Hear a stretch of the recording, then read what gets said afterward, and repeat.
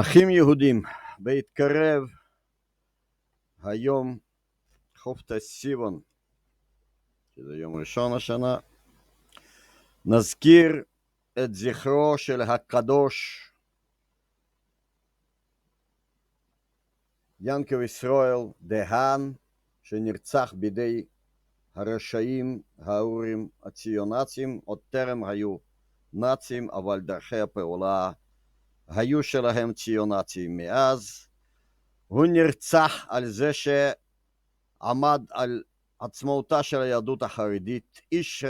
משכמו ומעלה, בקיא בשפות רבות, שהיה אדם חילוני, שב בתשובה שלמה, חבר ליהדות הדתית, הגיע לארץ הקודש מתוך ערגה פנימית לחזור לחיי יהדות בארץ אבותינו הקדושה, וראה את מה שקורה שם, כיוון שהמשפטן בהשכלתו נרתם והעמיד את כל כישרונותיו, את כל חייו, למרות שיכול להסתדר מצוין מבחינה כלכלית שם, רק לשרת את היהודים החרדים, את העדה החרדית הקדושה וגדולי התורה שהיו אז בירושלים. ורבנו הצדיק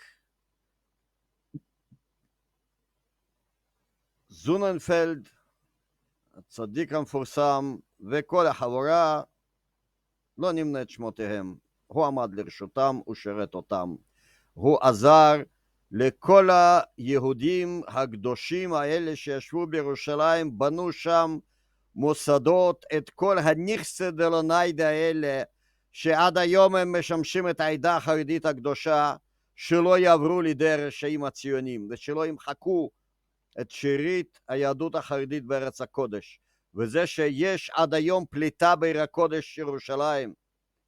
וזה שהיו מאז כמה וכמה גדולי תורה שנולדו שם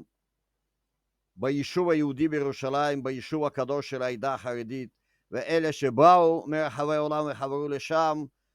כי עומדים הקירות האלה, כי הרשעים לא השתלטו על המבנים האלה. בשנה הבאה, כשיהיה 100 שנה להירצחו בעזרת השם, אנחנו נקדיש משדר מבוסס, ארוך, אנחנו נעבור על הספר הזה, על פרקים מסוימים של הקורות שמסופרים כאן, וגם בשפה הרוסית בעזרת השם, בשנה הבאה אני עושה משדר. וכעת הזכרנו את הקדוש גם בתזכורת הקצרה הזאת, השם ייקום דמו.